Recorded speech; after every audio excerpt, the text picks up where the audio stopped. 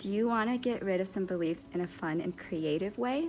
Well, I've got a wonderful tool or exercise for you to do, a little ritual.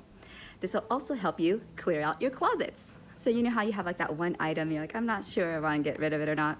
Well, have that item be a belief that you once had and that you're thinking about how it's affected you and that you want to get rid of it. It's time to let it go. Or a pattern, or whatever it is, okay? Then put it on.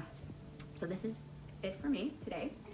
And then see how it feels when you have this coat of belief, this item of belief on. Where is it in your body? What experience did you have with it? Relive some of those moments and what you made it mean. What you made it mean. Also examine that moment that could have changed you or affected you and just see the truth, just the facts. And then what you made it mean. And then how it's served you and how it doesn't serve you anymore. So I want to tell you a story, and it's pretty personal. Yesterday, I went to a food bank with a friend. We had a girls get together, and then she said, your house is perfect because it's around the food bank that I go to. I'm like, food bank? She's like, yeah, I save like over $1,000 a month going to this thing. And it's a church, it's free. The purpose of this project, of this church, is to save the food and also to save people. So grocery stores have to throw away things. Restaurants do as well, you know, at the end of the day when they can't sell something or whatever. And so the food is still good. It's just like near its expiration date or something's off about it or whatever. So it had like eggs from Sprouts, vegetables, organic stuff. Every week's different because we don't know what they need to get rid of. So I went and I was excited to experiment and see what it's all about, one, but then two, it's like, I needed some groceries and I can use saving some money. And right now it is a little tough because I'm recovering from my colitis and I haven't worked in 6 months. I have to close down my business. I'm rebuilding my business, all these things. And I have to confess that I barely made rent this month. Yeah, and so groceries is on top of that, you know, and everything's like so expensive right now.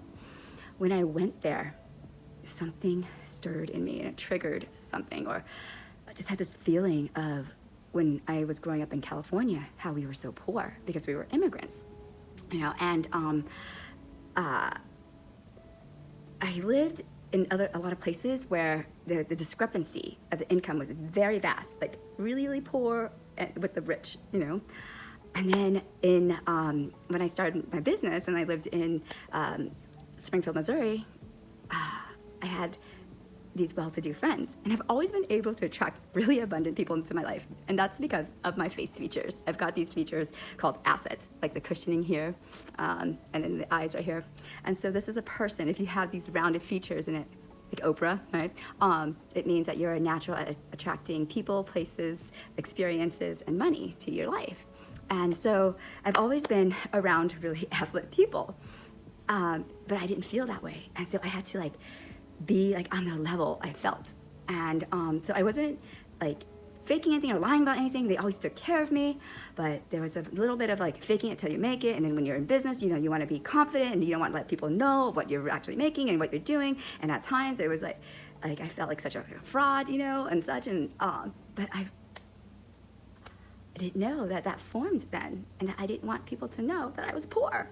And so then when I was at this food bank, I didn't want to know that people know that I'm going to a food bank for food. But this project is so abundant, and it makes me realize too what an abundant world that we live in, that we have food and that no one should be starving. Yeah. And so it helped me reframe so many things.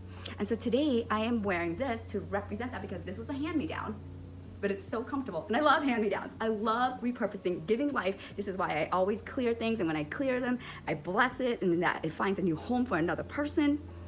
So all of these are like beliefs that interwove that help me get into the other areas of my life about, you know, sustainability, and I love to give people like vegetables and fruits and things from my garden, the give economy. And so that belief served me for a while. It still kind of serves me now, but it needs to be tweaked a little bit. So this full moon, and full moons are always about releasing and letting go. What idea or belief do you need to let go of? Or maybe that you need to transform for your evolution? Yeah, isn't that fun?